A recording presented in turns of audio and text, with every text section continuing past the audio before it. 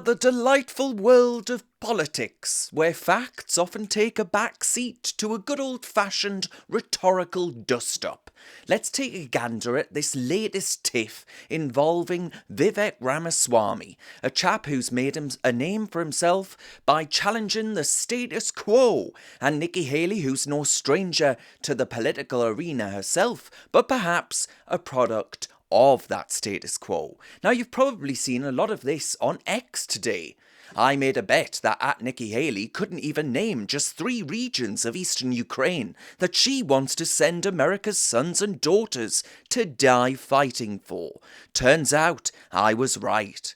Holy shit! Vivek just asked Nikki Haley to name 3 provinces in eastern Ukraine and she went blank! She didn't even say Crimea!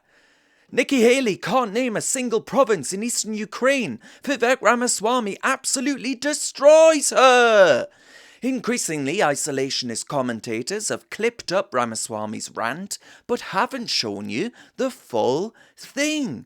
Ramaswamy, in his typical fashion, throws a little bit of a curveball at Haley, asking her to name 3 provinces in eastern Ukraine that she and Biden supposedly want to send American troops to defend. Now, it's a bit of a cheeky move because neither Haley nor Biden have been banging the drum to send troops to Ukraine. But why let a good little thing like facts get in the way of a good old-fashioned argument? Ramaswamy then ups the ante and he claims that these folks want to send your sons and daughters to go die in Ukraine. It's the kind of statement, of course, that makes you sit up straight in your chair, but it's not exactly rooted in the reality of what's said. Because to her credit, Haley does actually answer the question, missed from any clips conveniently online. Here it is. These toxic neocons. You can put lipstick on a Dick Cheney, it is still a fascist neocon. Thank and you, you Mr. gotta see that today. Thank you, Mr. It's Dick Cheney all over again in this part. Name the provinces. Neither of you could even name the first thing about Eastern Ukraine. I think we've had enough of this. Think about that. I think we've had enough of this. Think about that. Let me just. It's actually. Now, Crimea, which, as we all know, was snatched up by Russia in 2014, isn't exactly the shining example of current eastern Ukrainian geography. But then again, Ramaswamy did ask for 3 provinces, so him saying that she got that wrong isn't totally correct. And if you ask me, this is just a desperate attempt for a gotcha moment that'll go viral on Twitter that makes Ramaswamy look more like a desperate Oxford Union debating student or one of those Harvard types.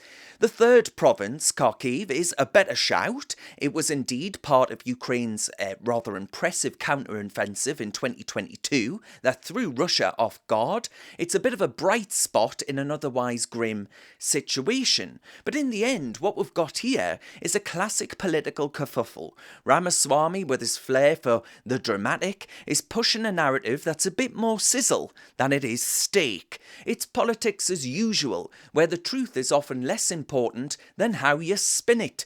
But let's not kid ourselves. This is more about scoring points than it is about enlightening the public on the nuances of Eastern European geopolitics and foreign intervention. But whose side, folks, are you on? Have you got what it takes to be a reasoned presenter? Well, send us a short clip of yourself to join@reasoned.uk and we might be seeing you on this very channel very soon indeed.